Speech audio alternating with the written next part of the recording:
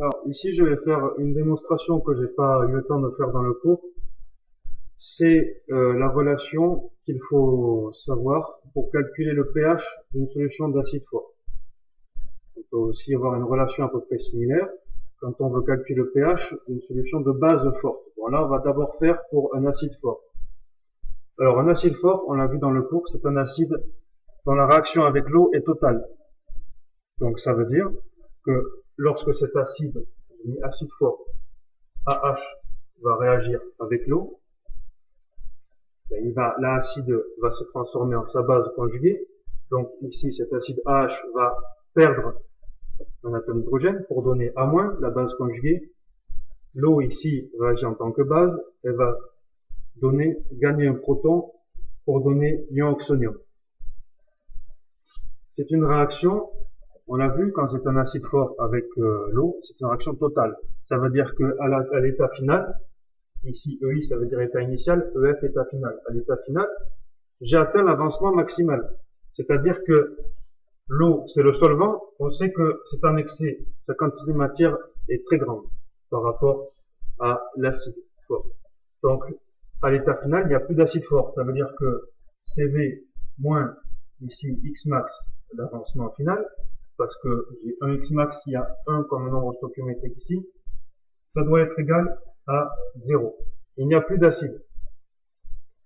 Ensuite, pour la base, qu'est-ce que ça va donner à l'état final? À l'état final, ici le nombre stoichiométrique de 1, j'en ai formé X max. Pour l'ion oxonium, qu'est-ce que ça donne? C'est celui qui nous intéresse. Ça va donner, pareil, il y a un nombre stoichiométrique de 1, donc ça donne X max. Là, nous parlons des quantités de matière. On peut trouver X max. D'après cette équation ici, CV moins X max égale 0.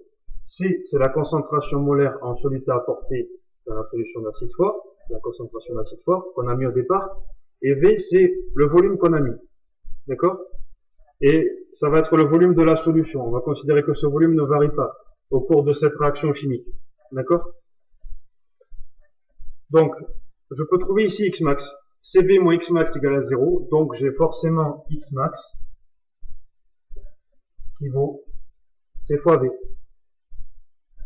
Donc ici, j'ai formé X max égale C fois V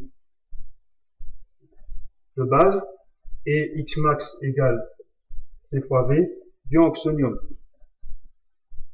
Alors, ce qu'on cherche ici, c'est une relation entre le pH et la concentration. Là, pour l'instant, je ne parle que des quantités de matière, mais j'ai dit que le volume de la solution restait le même.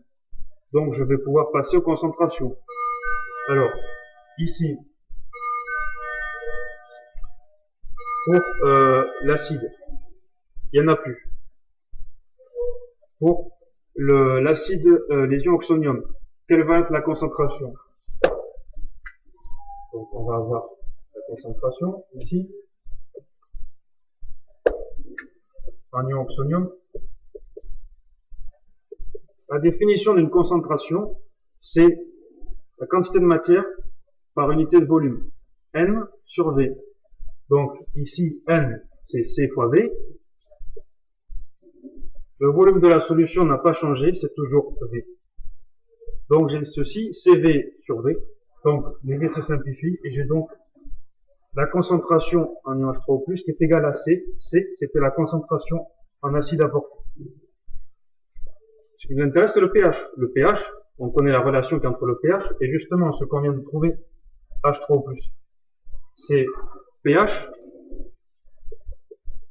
égale moins log de la concentration en H3O+. Ici, concentration H3O+, on a vu que c'était C. Donc, il suffit de remplacer ici la concentration H3O+, par C. Donc, c'est égal à moins log de C. Donc, ce qu'il faut retenir, c'est que quand on a une solution d'acide fort, et qu'on cherche le pH, on fait pH égale moins log de la concentration en acide fort.